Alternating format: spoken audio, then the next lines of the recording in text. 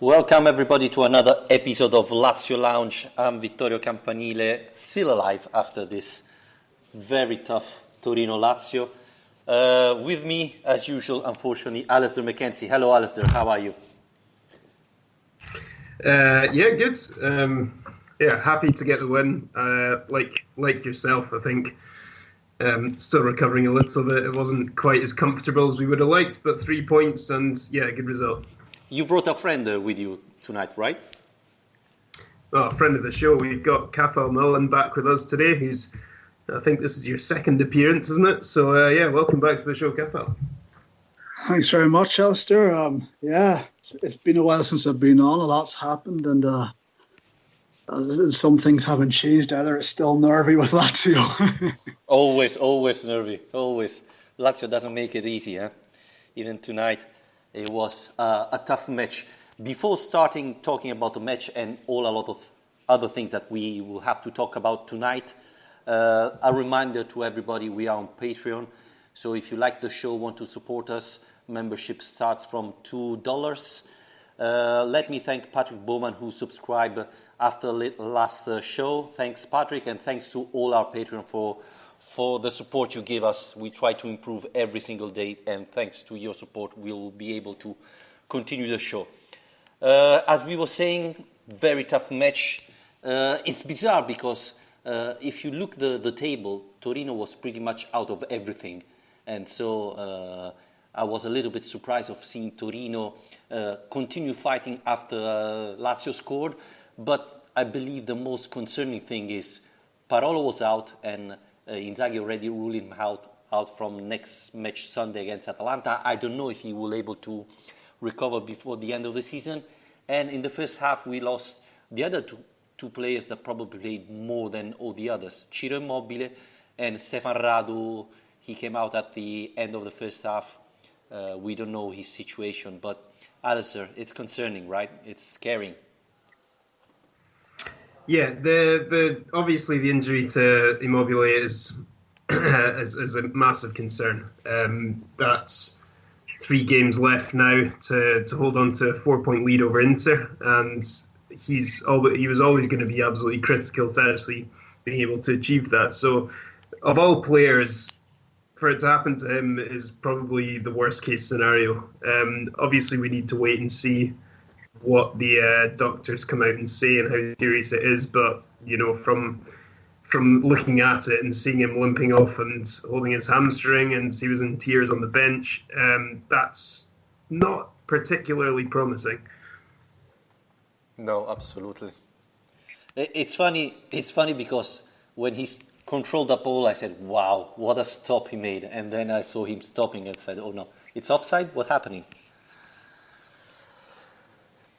Yeah, it's not good. I think there's a couple of things about this game actually that I think are particularly impressive, because it'd be quite easy to look at it, I think, and say that wasn't Lazio at their best tonight. But considering, first of all, that they were under pressure to deliver results, given what Inter lost to Juve yesterday, and secondly, that, like you said, that the team has changed so much in the space of 45 minutes, and having already lost Parolo, I think that makes this a particularly impressive result in a not particularly easy place to go.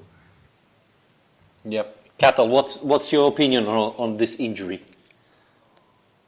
Yeah, this is a kind of injury in years gone by with Lazio. I would be, fearing the worst and already contemplating finishing out of the top four and thinking, the season's only going to go one way. But I have so much confidence in this Lazio team. I think Immobile is the absolute key player. There's no doubt that we're going to miss him. But, I have so much faith in what they're doing, and my first thought when he got injured was just, keep it clean, make sure you get in a half time without conceding, and then you can tweak things. And I also have a lot of faith in Inzaghi. I actually, I kind of noticed how he went about the game with slight tactical differences to normal to compensate for the loss of Parolo. And if we have to go with Caicedo for a few games, I think he'll find a way to make it work. I just have faith in him in this team. Are you saying you have faith in Caicedo? Well, to be honest, his performance tonight, aside from the finishing, which was dreadful, and to be honest, I think it's a problem his entire career. He just doesn't get in among the goals at any club. Aside from that, I thought he did everything else fairly well. He's not actually that dissimilar to Immobile in the sense that they're both very decent all-round players. The major difference between them is Immobile is a killer in front of goal these days, and Caicedo can kill your team with his finishing. That's the major difference. But I think he can hold the ball up well. He's got strength. He's tall. He's not slow. There's ways to make him a bit more of a presence in these games. I just think when you're bringing him off the bench after 10, 15 minutes, you can't really do anything with him for the first 30. And, with a week on the training ground, I think we can get more out of him, but he definitely has to improve his finishing. Well, he's not a striker, so he's not needed to score, right? But, as Capel was saying, he's very useful for the team. He helps a lot, and I thought in the second half he was really useful. He kept the ball, he was doing everything right. He could have finished better. He had incredible chances, and to be honest, I think he dribbled past like 3 defenders of Torino. I think that was amazing. And then there you're in front of the keeper. Come on, try to put it wide on the second post instead of trying that thing that was horrible. Maybe he hasn't got that killer instinct that Immobile has, but he's useful. But I thought, and I'm going to start a membership. I'm opening officially the membership Simeone to Lazio. I mean, today we saw it, and it's going to happen, especially if you hope to play that many matches like Lazio did this season, Europe League or Champions League, Coppa Italia. You need a second striker that is a quality striker. That's why I'm saying let's go and take Simeone. It's not going to be cheap, but we know that Lazio this summer will have a lot of money to spend. He's young, so maybe he will be, he won't complain of being a lot on the bench, but he's talented and he showed it today, and he can grow behind Ciro Immobile. Lazio need a striker that is quality, that can be in the bench or replace Immobile eventually, like every good team that fight for the Champions League have. That's one of the biggest difference between Lazio and all the other team right now. So, there is the money, there is no excuse. So, I'm the first. If you want to join my club, Simeone to Lazio. I'm officially started tonight. I don't know if you want to join or agree. Yeah, I'm definitely signing up for that. We kind of identified him as being an ideal Vice Immobile last summer, already talking about that, and I think the season he's just had backs that up. I think he would be a much more sensible fit as a backup than Caicedo has been. Just to go back to Caicedo briefly, my problem with him is, and I briefly said this to you before we came on, is I've never seen a striker who looks. His first thought always seems to be to try and do something other than scoring. I mean, I don't mean that simply in the manner of his finishing being poor, but also a lot of the time he will take his first touch will be a pass back to where it came from, or it'll be a layoff to someone else. And he's an immensely unselfish player. But if you're playing as a number 9, you need to have that clinical edge and be trying to find the net when you get an inch of space.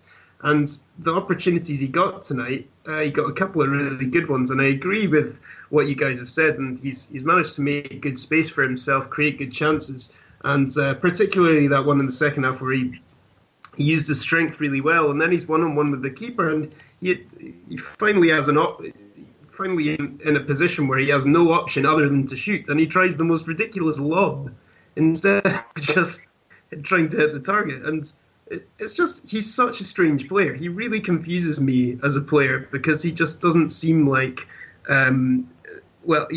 he's extremely unorthodox in that position. So that's my main concern with him. But yeah, sorry to go on a bit of a detour there, but I completely agree with you about Simeone. I don't know if Cafal's as much of a fan as we are, though. No, I'm not a huge fan of Simeone. It's not that he's a bad player, it's that he would cost a lot. Part of it as well, from Lazio fans' perspective, is just the idea of seeing Simeone on the back of a Lazio shirt again is probably spending a bit more money on. But you're right, and that's something we said a few days ago, actually, in relation to the Lazio Mercato this summer, is the fact that Lotito so rarely looks within the Italian market for players because they'll be more expensive. And I think you're absolutely right about Simeone. For a young striker who's scoring goals in Serie A, it's going to be very expensive to be able to take him off Fiorentina. Go on, sorry. No, yeah, I think there's a bit of a culture in Italy where, among the top teams, say the top 6 or 7 teams, they all see each other as a threat to each other. They just don't trade between them, and I think that's the problem you have. Historically, if you look at at the deals we do, if we're taking players off kind of our direct rivals, it's normally scraps, and if we're selling players to our direct rivals, it's normally someone we seem to know is not going to turn out well for the team we're selling to. So, I just think a deal like that can't happen, sadly,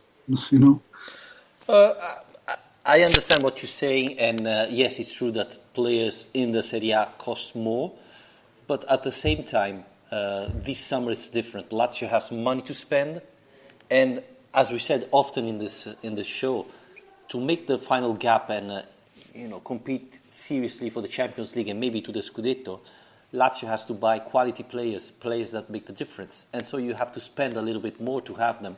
And at the same thing, you need to increase the quality of your bench. Remember, today Immobile goes out and you have Casado, who is a good player, but not at the same level. I mean, it would have been completely different if you had Simeone to come in, etc. And fighting with for the Champions League next season, maybe Inzaghi will, change things and maybe play Immobile and Simeone together instead of Luis Alberto, and vary a little bit more. I think for a top team, you have to do like that.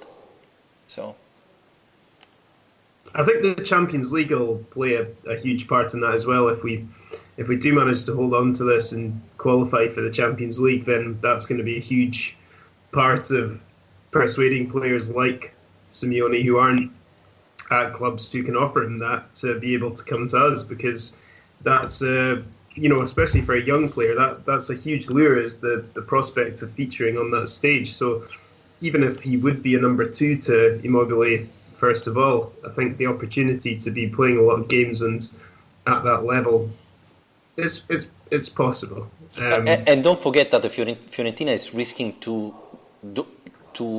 be out of the Europe League. Even if they won today against Napoli, it's complicated for them to reach the Europe League. So, that would be even another thing that could push Simeone to Lazio if Lazio really makes an offer, because he came to Fiorentina with some ambition. He's not playing in Europe League next year, so maybe Fiorentina will have to sell other players. And don't forget that Bernardeschi went to Juventus, and the rivalry between Fiorentina and Juventus is high. So why can't Lazio buy a player from Fiorentina? Well, for me, I think Fiorentina don't see Juventus as much of a direct threat as they would see Lazio. I think that's a big factor. And another thing I would say, just a general point, yes, playing in the Champions League would make us a more attractive club to players because it's a competition every player wants to play in. But if we don't do something in the salary cap, we're not getting better than Caicedo. So we're going to have to really put the money where our mouth is and do something there. Yeah, you're right. And it's something that Lotito is doing a little bit, increase the salary. Even the last renew of contract of Milinkovic or Luis Alberto, the salary have gone up. And as you were saying, if you want to compete for those type of level, you have to. Obviously, you don't have to do like Roma that has salary too high and every summer they have to sell top players. But you can find a balance, and that's what Lotito have to do. Yeah, I would agree. It needs to do something. And even to keep the players that we have, I think the club have done well to tie almost everyone significant down to long-term deals. That puts them in a situation where no matter how much they want to leave, we can just say, no, you've got 3 or 4 years in your deal. You stay here for another couple of years and you can cash in then and you can make the same amount of money providing they play as well, but you've had them for another year or two and hopefully you've gone on to bigger, better things. But it's very hard to keep players quiet and to not have them kick up a fuss if they're getting severely underpaid. And honestly, I think a couple of our guys come the end of the season are going to be feeling that way. So it's for me, it's going forward, it's a major talking point. The salary cap, something has to be done. I think the club have sizable bonuses in place for qualifying for Europe, for the Champions League. But, to keep everyone happy and attract the players that fans are going to expect, they're going to have to completely rethink their transfer strategy. I think that by qualifying for the Champions League and the wealth that brings you as a club and the royalties that will come your way will hopefully help in that aspect as well, though. And to add into that fact that Stefan de Vrij is obviously heading out of the club and he'll be a big earner too. So I think in order for the club to push on to the next level, it's something we've talked about a lot, but the quality in depth has to improve a lot, and there's only one way of doing that nowadays, and that's to be able to spend more money. Yeah, I agree, and it's changing a little bit. I think this summer will be fundamental because Lazio has, as I was saying at the beginning, a lot of cash to spend, even if they don't sell Milinkovic-Savic. So, I expect Iglitare to sign a couple of very good quality players that can make the difference, especially if Lazio qualified for the Champions League. I mean, Lazio has 4 points, is 4 points ahead of Inter.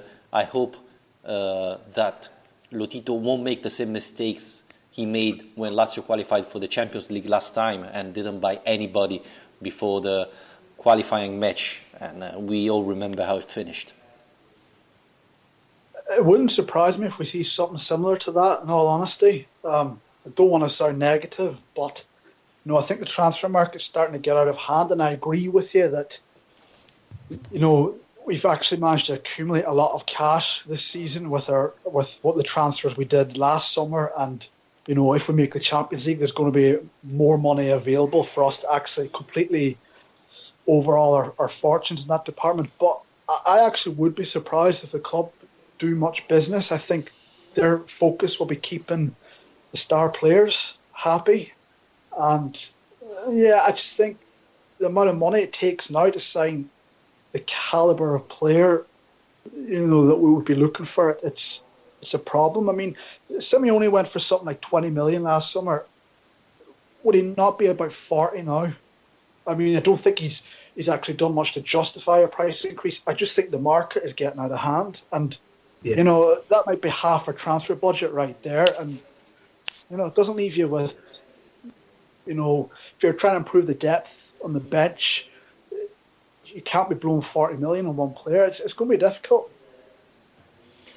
Yep, Patrick Bowman on Twitter is asking, how much are you ready to spend on Simeone? Well, it depends. It could be 40, but if the players want to leave, on the other hand, Fiorentina is forced to sell him, so the price could be going down, and maybe Lazio could put some players there.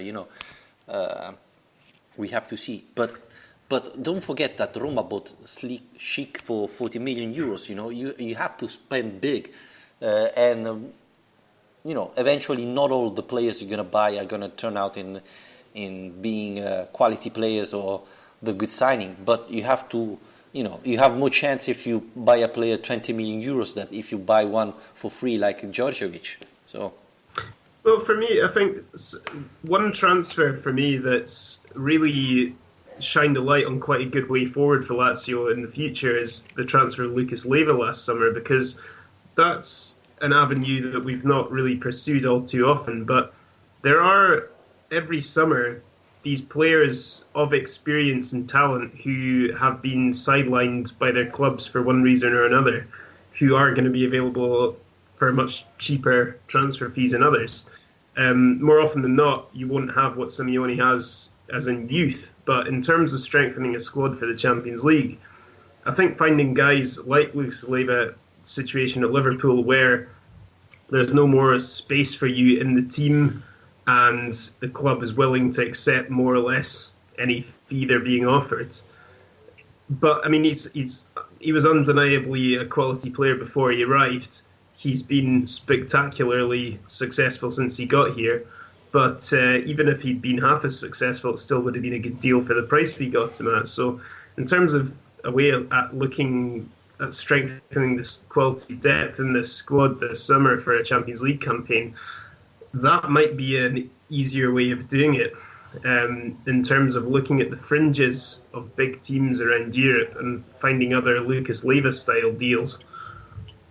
I would completely expect the eventual replacement for Stefan de Vrij to be signing exactly like that. I think someone with experience on the way down that you can plug in to our defence that will manage to do a job in Italy. I mean, I remember, when we were looking at selling Bailey, I thought to myself, there's not too many players across Europe that could actually do a similar sort of role. And then once we signed Lucas, my immediate thought was, well, there's one of the guys, and I didn't notice him. It wasn't someone who sprung to mind as I was thinking about it, but as soon as we signed him, I was like, yeah, perfect, he'll fit.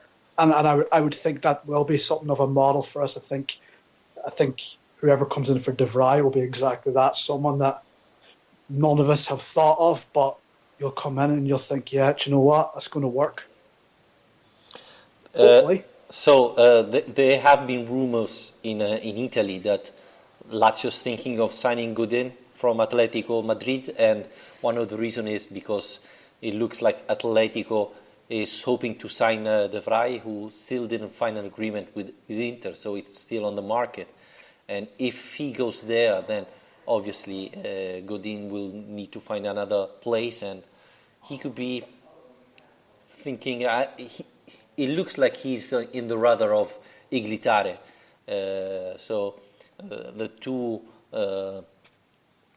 The two deals can be separate. But would you like a player like that? He's 32. He has that experience. Yeah, I was going to mention him when we started this conversation as well. I think that would be a brilliant profile of player to take to Lazio.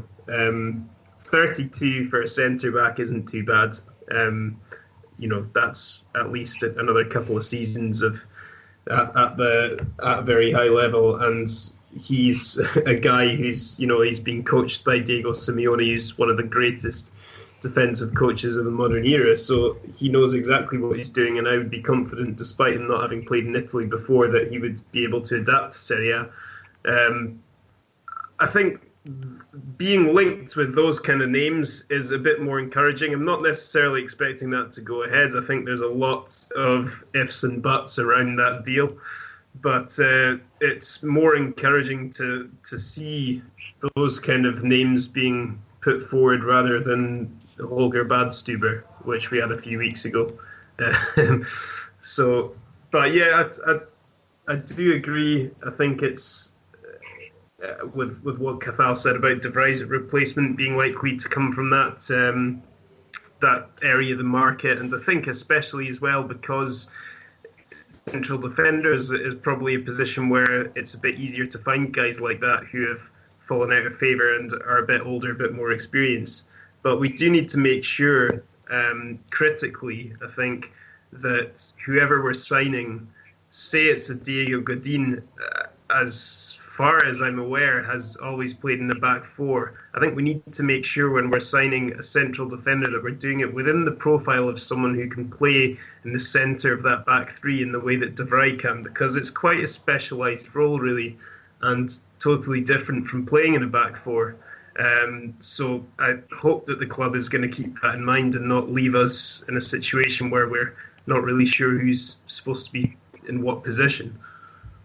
Yeah, like Badstuber would be someone that I actually think I can't see how he's cut out for that role. He's a left-sided centre back who can play in the middle, like in midfield. I kind of find it hard to understand how he could possibly be De Vrij's replacement if we stick with this system, So that is critical that we find someone that can slot into that role if we're moving forward with this system. I don't see any reason to change it at this point because it's worked out so well for us. But if we're keeping the squad together, it's going to be very hard to keep playing this way and getting Anderson into the team. So, there's a lot to think about there. But then if you do bring in Godin and you are going to back four, who do you pair with him? which is another problem because Radu's probably not a natural fit there.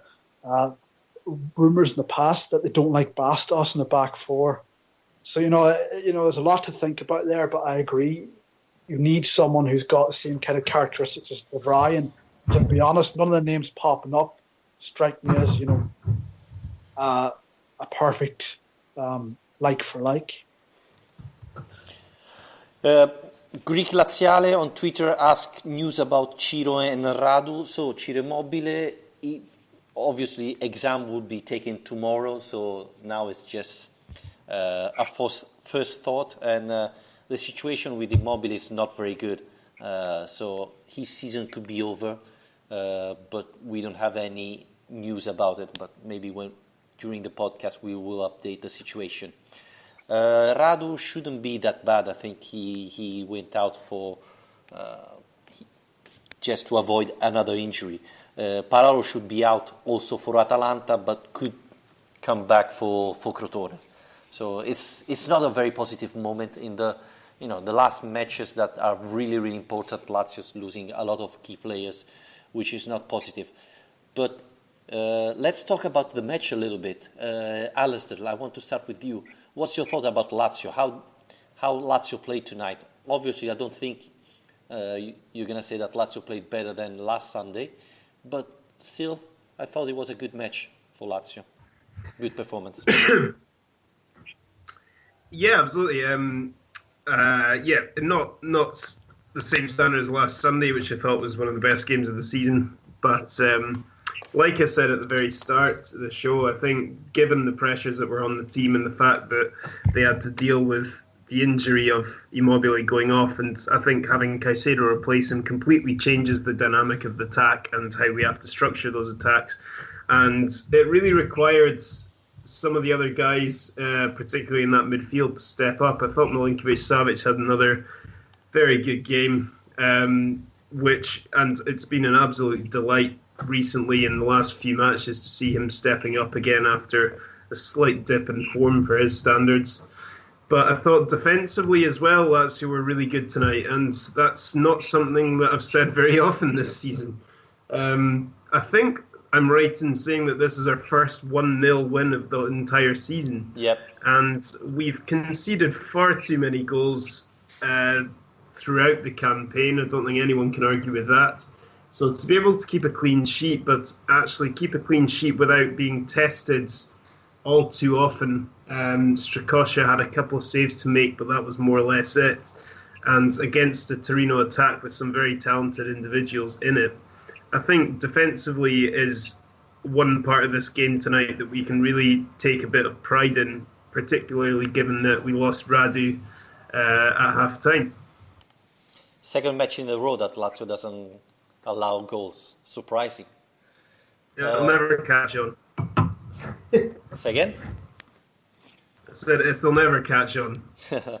By the way, Inzaghi just spoke and said that probably the season of Immobile is over. About Radu, we will know Wednesday. But he said it could be dangerous. It could be a serious injury even for him. We didn't give any chances to Torino. Sirigu made a couple of incredible saves. Milinkovic, he was fantastic, like all the rest of the group. Same thing for Leva, who is a great champion. Champions League, we look only our match. I'm lucky to have this incredible group that I'm managing. Now we have 3 decisive match. Next Sunday is going to be a very complicated match against Atalanta, and we all try to prepare at its best. This was Simone Inzaghi at Premium Sport after the match tonight. Kafal, what's your impression about Lazio tonight? It's one of those games I think that's very difficult to analyse. I thought something that was interesting, that I can't really recall doing in recent games, but it was very much 3-4-2-1 tonight. We went man-to-man with Torino, with Milinkovic on the left and Luis Alberto on the right behind Immobile. And I wonder if this is to do with Parolo being out. It takes some of the defensive responsibility off the midfielders when you're just kind of going man-to-man with them. You don't have to track as much. And I kind of left wondering if that worked in our favour or not, because I believe that Luis Alberto prefers playing on the left in general. I think as a playmaker, he kind of likes drifting to the left so he can sort of open up his body, find different angles to play passes. And I thought, it could have been the penalty miss as well, but I thought he was kind of a bit anonymous in the game. And I thought the tactics really helped Milinkovic-Savic. It gave Nkulu nightmares the whole night. And I much prefer him in a more advanced role. I think if he's going to be a superstar, that's where he needs to play. I think he's a couple of weaknesses that are exposed when he's played more centrally. Thought Murgia had a great game. Leva had an incredible game, but that's par for the course of him at this point. He's just, it's delivering that week upon week. So I don't know. It's hard to say because Sirigu definitely kept him in the game. I mean, even in the first couple of minutes, that save from Murgia, I mean, I don't expect Murgia to do anything more from there because of the angle and how close he is. But so many goalkeepers have come out with their legs wide open there, and how many times will you see that go in the back of the net, and then the save from Leva, on the reaction save, and even from Milinkovic with the beat. I mean, this game could have been 3-4 or 5-0. I think if there's a different player between the posts. So it's hard to analyse. I think tactically we did something different, and I assume it's to compensate for Parolo being out of the team. And I don't know if that worked for us or not, but I think, really their goalkeeper maybe made the scoreline a bit more flattering for them, and it could have got out of hand on another night, because very often with this Lazio, we take our chances and it does get out of hand. So I'm not as worried about the performance maybe as some, but like I said, it's difficult to know. It's good that you mentioned Luis Alberto, because I was going to talk about this. I thought he didn't play very well. I don't know now if missing the penalty influenced his performance, demotivated him, because he didn't play as he usually does. He missed a couple of nice passes and things like that. It's good that he kicked one corner kick correctly, and that's the one where Milinkovic scored. But yeah, that wasn't the best Luis Alberto of the season. And I think if Lazio didn't have to make the first subs for injury, I thought that Felipe Anderson would have come in the second half instead of to sub Luis Alberto, that wasn't playing that great. But one thing important is that Torino, that it's, with playing against Mazzari's team is always complicated because he's very good in preparing a very defensive team that doesn't allow too many chances. And then you have Belotti, you have Ljajic that scores every time against Lazio. I don't know what he has against us, but every time he plays against us, he scored. And tonight, Torino didn't have a single chance in the second half, which was really, really surprising and very positive. I thought Ramos had a great match tonight. And I tweeted this before, I think when Milinkovic-Savic plays like that, he can win the match on his own. Today he was amazing. Amazing. Yeah, I think he's really made the difference in the last few weeks, actually. And I would agree with what Kafal said earlier about him being better suited to playing slightly further up the pitch. It was quite interesting, actually, when Alberto was substituted, that it wasn't like for like, which we so often see with Inzaghi is him just switching his number 10s at that stage of the game, Anderson for Alberto or vice versa, but on this occasion he moved Lulic inside. And that's something I found quite interesting in the last couple of games tactically as well, is that when Lulic has been moved into a central position, he has been tasked with playing quite high up the pitch, almost as one of those attacking midfielders. And I think that's simply because, although you normally associate those positions, that role, with the more technically gifted players, Lulic just has so much running in him, so much aggression, physicality, that if Lazio are to play this high pressing game, which Inzaghi likes, then having Lulic leading the charge in midfield, you couldn't really ask for anyone better to do that. And I don't think he did it quite as effectively tonight as he did against Sampdoria, but it's quite interesting to see him, like Cathal pointed out, making these kind of tactical tweaks in midfield with the absence of Parolo. And you know what? I think it probably makes you appreciate Parolo even more again. And I said last week when we were talking about his injury that he's one of these players you perhaps appreciate more when he's not there than when he is there. And perhaps this is another example of that. Yeah, I would agree with that for sure. I think it's just central to this system ticking, just the balance of it and kind of transition between attack and defence and defence and attack is just so integral. And I thought what we did tonight basically is try and take some responsibility away from our players and just have them focus on their strengths. So for me, Milinkovic-Savic was great tonight, largely because he was just focused on, being tall, strong, direct, getting into advanced areas, not having to track back or worry about, taking on some of Parolo's defensive duties. And then also I let Murgia go forward, make great runs into the box. There was times he had so much space in midfield. Torino just left him with so much space at times. He was great at that. But the drawback for me was Luis Alberto was in a position I don't think he was that really, it was really his position, and he didn't play well. So I don't know if it worked or not, because it might have been different if we just went as normal. But you can definitely see that. I think you can definitely see in a way that Inzaghi thinks, okay, I can't play the way I want to play when Parolo's out of the team, which is something to think about come the summer. I think it's important to point out that the physicality of the midfield of Lazio can make the difference, especially in the second half of the match when teams are tired. If you put Lulic in the middle, you have already Milinkovic-Savic, you have Lucas Leiva that runs and is very good with the headers, etc. It's tough for the other teams to attack centrally with Lulic there. And the other point is, we always said that Inzaghi made the same substitution. Tonight, when Mazzarri surprisingly put 4 strikers in the pitch, I thought that the idea of putting Lukaku to stop Iago Falque was a clever decision. And in fact, after a couple of minutes, Mazzarri switched side with Iago Falque, put him on the other side because Lukaku was destroying him.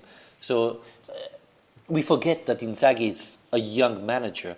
This is just his second season. So, he learns and he's showing that he's improving every match. And I thought this was a good substitution from Simone Inzaghi. Well, we remember that sometimes he made the wrong substitution.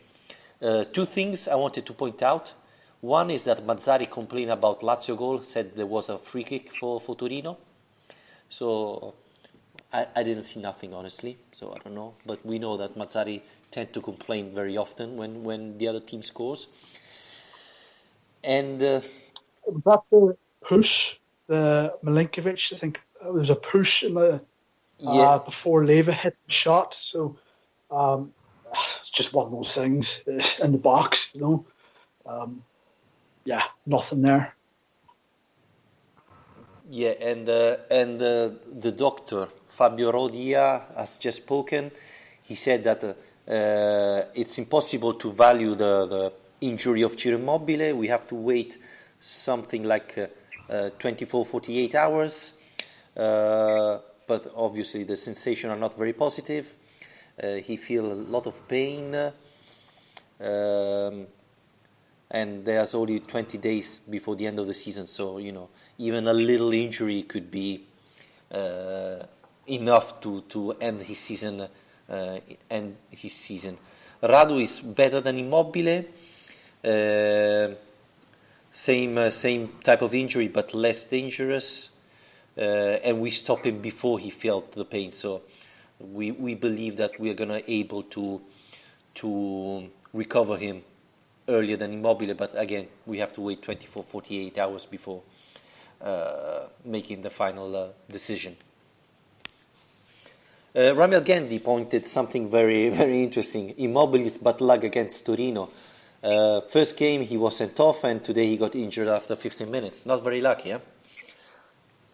It's the curse of the former club, isn't it? It tends to happen quite a lot in football, is that you go back to play your old team and bad things happen to you. So, yeah, it's a bit of a shame. I think particularly because Immobile, he did seem really upset, obviously, after he came off. That was probably mostly because of the injury, but I imagine going back to his old stadium, he would have wanted to prove a point, and also just because of the fact that he was so scandalously dealt with in the last meeting of these two teams this season. It's a shame he didn't really get a chance to make amends for that himself.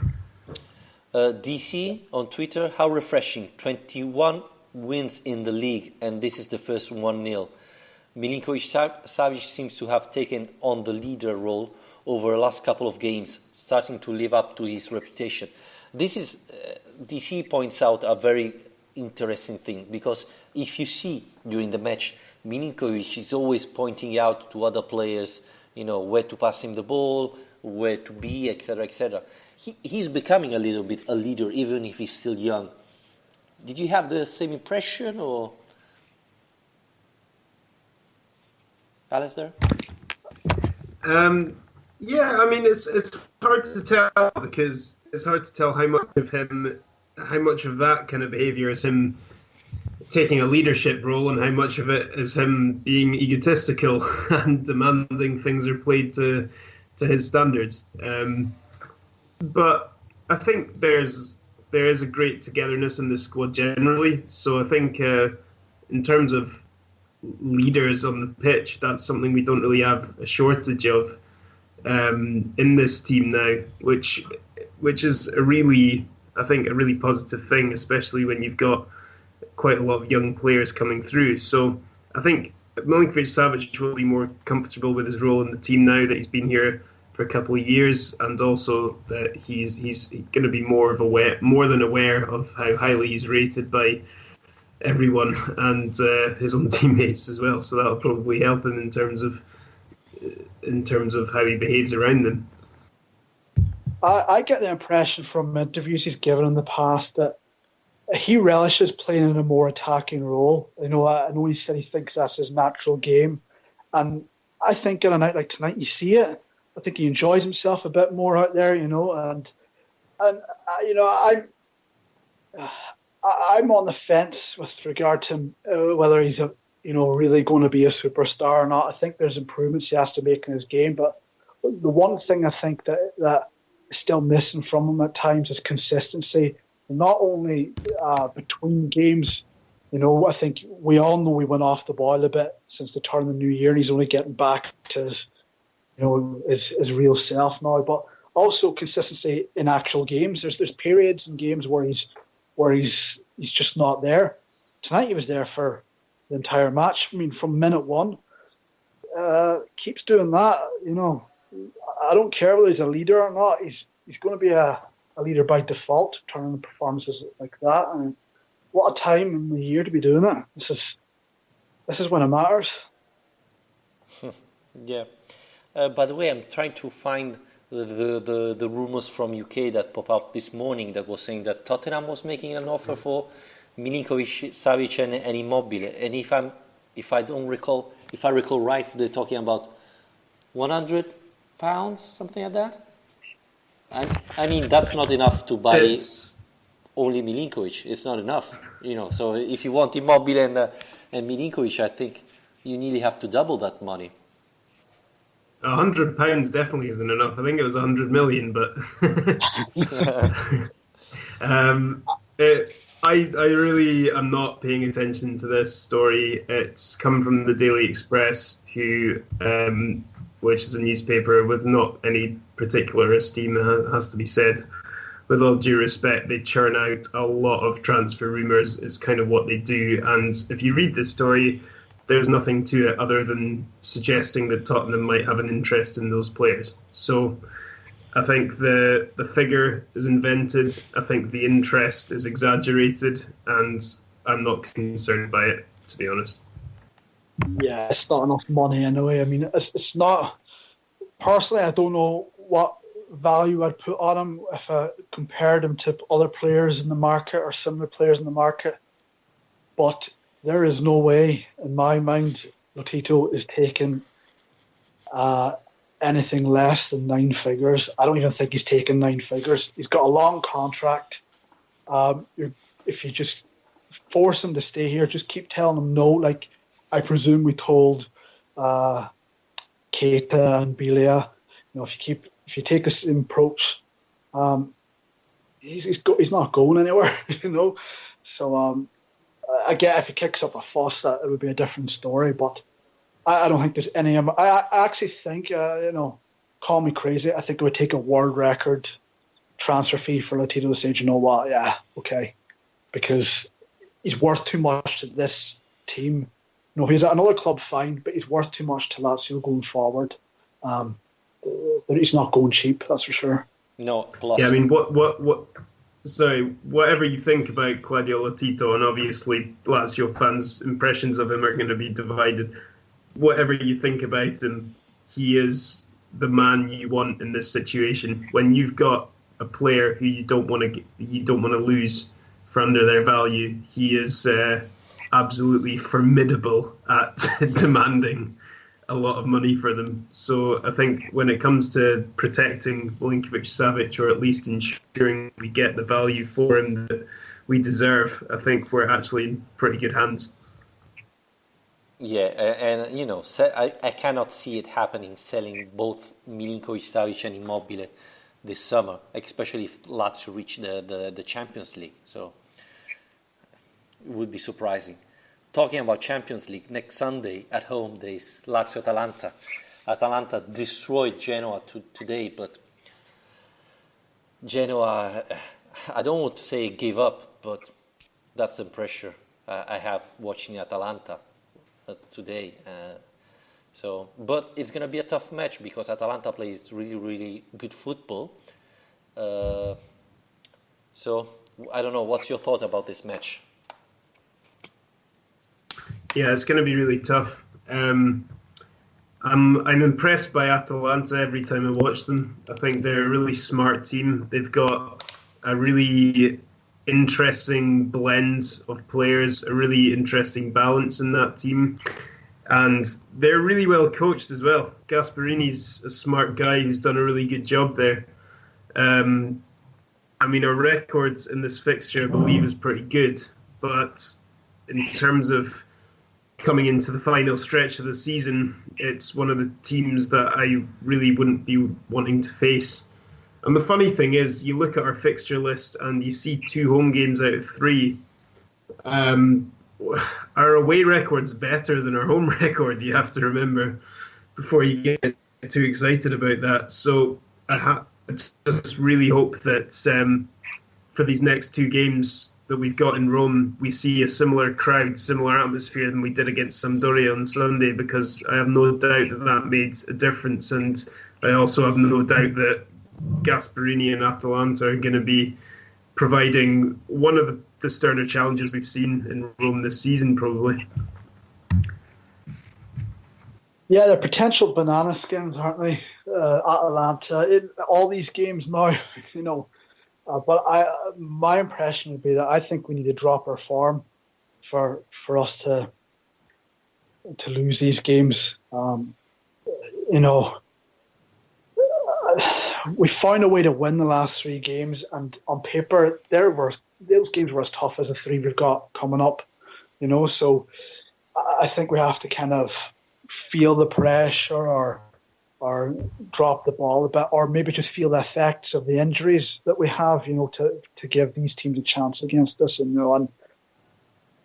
I don't think I'm being overconfident in saying that. I just think, you would need a bad game to really give any of these teams a chance. The only bad games we've had this season, you can talk about circumstances, not being for us, and it's just going to take one of those afternoons or nights for us to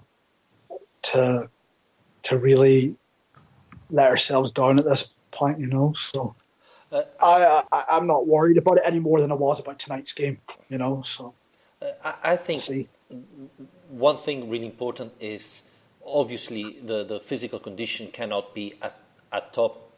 The team was tired in the second half, etc. But I think the motivation, the concentration, that the team have shown in the last 3 matches, because let's not forget that Lazio had the derby, had Fiorentina, had Sampdoria. Those were 3 very difficult matches, and in a span of 7 days, so it wasn't easy. And Lazio won them, so except the derby, obviously. So I thought probably the tougher match have passed, and it's good to see players like Leva. They're so important because they have the experience, they have the challenge. They are really motivated, they are really focused, and give focus to the rest of the team. So that's where I have confidence, and so. That's a positive thing, but Atalanta is playing really, really well now. They are pretty much qualified for the Europe League, so I hope they come a little bit less motivated. But you never know. The good thing is they're gonna attack, so Lazio will have space to counter-attack, and maybe Felipe Anderson can play and have a lot of space there. Someone was saying I would play Nani if Immobile is injured. I don't know your thoughts about that. Personally, I'd steer clear of that idea. I think it's worth sticking with the tried and trusted at this stage of the season when we're needing to get results against teams that still have things to play for themselves. And Nani hasn't convinced me particularly in any role this season, and his opportunities to play as a number 9, I think, is once or twice at most. Yeah, for me, I think if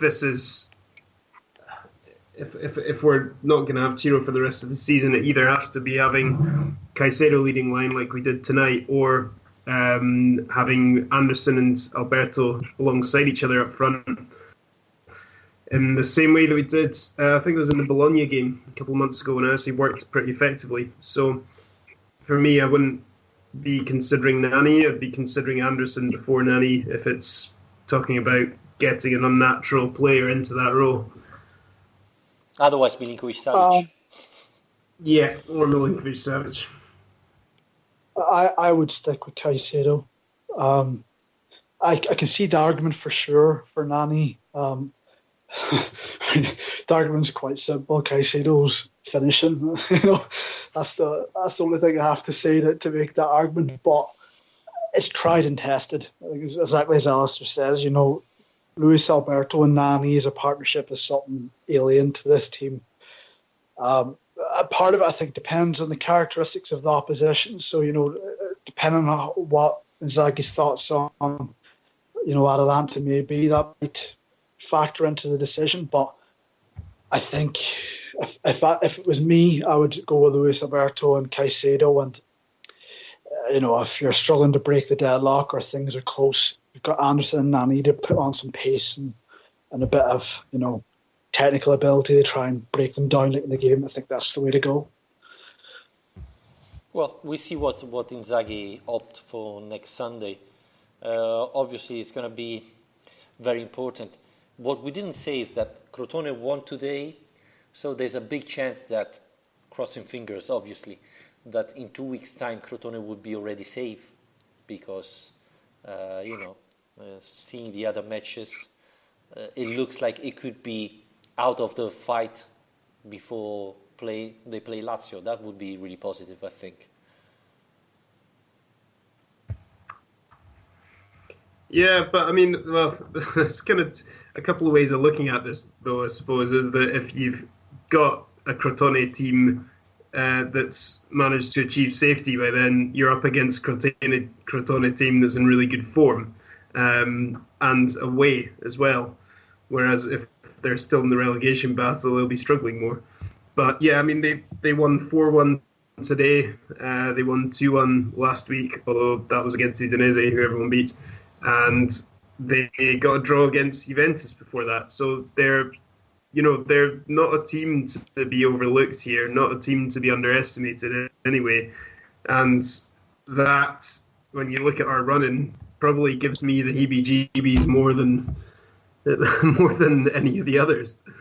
Well, they did a bumper on us last year, Yeah. So yeah, exactly. in the same circumstance, they're in the same kind of fight this year as they were in last year. So yeah, that's why we've got the heebie-jeebies. We remember that, I'd say, in the back of our mind.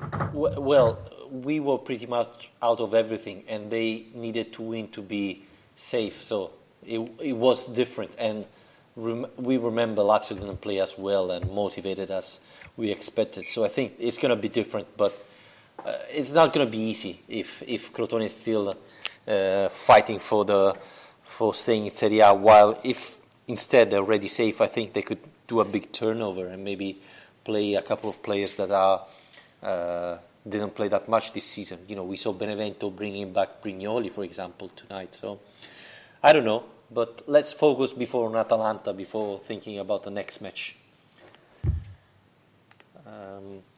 Alistair, you didn't talk about any stats tonight. Don't you have nothing to say? Sorry, I'll let you down. Oh, come on. Yeah, I've not really been doing my research tonight, but I'm sure I can find something if you give me a minute. Well, there's something I wouldn't mind looking up, kind of out of interest. Maybe it was just me, but did Marisic do anything tonight? I didn't think he really had much to do tonight, and anything he did do, I didn't think he did a great job of. I'd be interested to see how much he actually was called into action. Maybe it was just me, but I thought out of all the players tonight, his level was the one that worried me. I thought he was a bit shaky. I thought he had a very good match. He can improve on cross. I think tonight he didn't cross very well the ball, but in defense he has improved a lot. And he was always dangerous when he had the ball, which is always important. I thought Lazio could have pushed a little bit more after the first goal, and that's where maybe Marusic and Luric could have done a little bit better. But maybe tiredness, and they thought only to keep the lead instead of finishing the match. Well, I think the tactics played a part too. We're definitely concentrating on the centre of the park more, and I thought that it ended up with Lulic and Marsic ended up in in deeper roles and had very little to do in the attacking phase. So I think tactics played a part, but I just got the impression that that he wasn't great, but that could just be me. By the way, Not doesn't fill me with confidence at the best at times. Christopher Thomas just tweeted that if Ciro's season is over, I really hope Icardi has a nightmare next 3 games, so Immobile still finish capocannonieri. Yeah, this is the problem, I think, for Immobile. There's a chance he doesn't win the capocannonieri this season after this injury. I'm sure that was going through his mind as well. I think he knew straight away. That's why he was crying, right? Not even the capocannonieri, but also the golden boot. He's still in the top 3 for that. I mean, I'm sure as a striker, you'd like to think as a fan that doesn't really matter too much, and it's all about the team. But as a striker of all positions, I'm sure he takes immense pride in the fact that he's in that discussion and would have backed himself with the fixtures we've got to go on and get a few more. It's a real shame. Well, I think he said it before. I'm pretty sure in an interview he said before that he's not that bothered about the golden boot because it's pretty impossible. But I think capocannoniere is something that he really wanted. So yeah, I agree. As a fan, you want to think that this doesn't matter. But I mean, if he's scoring more goals than anyone else in the league, why do we care as a fan? It's a win-win. So yeah, of course, it's and with hamstring injuries, straight away. Players know straight away, don't they? So he would, in a matter of seconds, have worked out. You know what? I think the season's over. So hopefully not, but I can't see him. I can't see him being risked unless we've a lot to play for come Inter. Yeah, he's really good in recovering, but I think this type of injury takes at least 2 weeks, so it's gonna be tough. By the way, Christopher Thomas totally agree with Alistair McKenzie on the transfers. This is surprising. I think we have to close it here. I think that's the first time anyone's ever tweeted us with that kind of message. Did you find the stats before we wrap it up? Yeah, just quickly, some quite good ones on Lazio page tonight. So it's Lazio have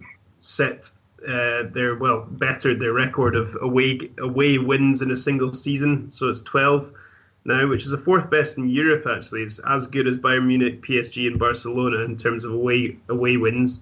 And now that we've reached 70 points, it means that the 2 seasons under Inzaghi are the 2 best seasons in Lazio's history of a 20-team league, which is pretty damn impressive, to be honest, for someone Inzaghi, given that he's come into this job with 0 experience of senior coaching. Yeah, and people were already thinking about the problem of the second season with Lazio, right? Already thinking after the summer that this would have been a terrible season for Inzaghi.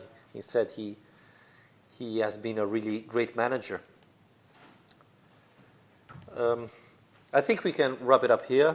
Remember to, if you are a Lazio fan, to join Lazio Land, the number 1 forum about Lazio, I think, in English. So if you want to talk about Lazio, that's the perfect place to go.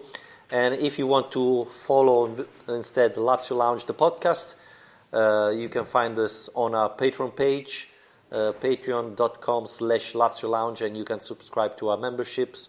You start from $2. And we're going to talk Wednesday. Alistair, are you there? Are you available? I should be, yes. So, unfortunately for you. Oh, yeah, I was hoping. Maybe changing on Thursday. I don't know what you're doing. Maybe you're busy there. Cathal, thanks for joining as usual. You're always very welcome, especially when Lazio win. So when you want to join us, Yeah, thanks for having me. It seemed to be a good omen tonight. I'm not sure that'll last, so maybe we'll see how it goes. And crossing fingers for the next match. I think the next 2 are fundamental. If Lazio win the next 2, we are in Champions League, which is incredible to think about it. So thank you very much, gentlemen, and Remember, if we are coming back next Wednesday. Bye everybody, and Forza Lazio. Come on, you eagles, there's no time to fear. Up there's an angel watching